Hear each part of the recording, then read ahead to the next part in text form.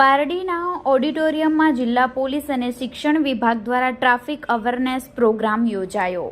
વલસાડ જિલ્લા પોલીસ અને લાયન્સ ક્લબના સંયુક્ત ઉપક્રમે જિલ્લાના 6 જીઆઈડીસી એસ્ટેટનો હેલ્મેટનો એન્ટ્રીનો નવતર પ્રયોગ હાથ ધરાયા બાદ હવે વલસાડ જિલ્લાની તમામ શાળાઓમાં બાળકો ટ્રાફિક નિયમોનું પાલન કરે તે દિશામાં અભિયાન ચાલશે।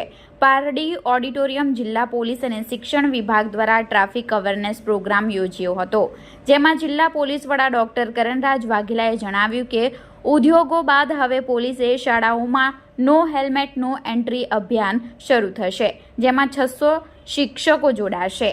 1 લાખ વિદ્યાર્થીઓના પરિવાર સુધી પહોંચી અકસ્માત અટકાવવાના પ્રયાસો કરવામાં આવશે।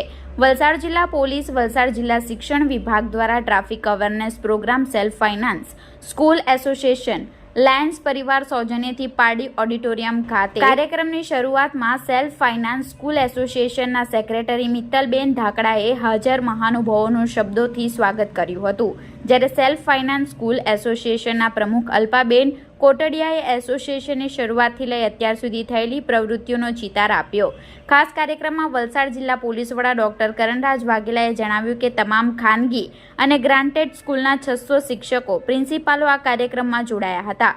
તમામ શિક્ષકો અને પ્રિન્સિપાલોને 1 કલાકના કાર્યક્રમમાં જિલ્લામાં બની રહેલા અકસ્માત અટકે તે અંગે માર્ગદર્શન આપવામાં આવ્યું હતું। ધોરણ 11 અને 12ના વિદ્યાર્થીઓ, 16 વર્ષની ઉંમર ધરાવતા બાળકો લર્નિંગ લાયસન્સ સાથે હેલ્મેટ પહેરે। વિદ્યાર્થીઓના ઘડતરમાં શિક્ષકોનો મહત્વનો પાયો હોય છે, જેથી શિક્ષકો થકી વિદ્યાર્થીઓ ટ્રાફિક નિયમોનું પાલન કરે તે માટે શાળાઓમાં નો હેલ્મેટ નો એન્ટ્રી અભિયાન ચલાવવામાં આવશે। 600 શિક્ષકો અભિયાનમાં જોડાયા છે। 1 લાખ વિદ્યાર્થીઓ અને પરિવારનો સાથ જોડાવાનો છે।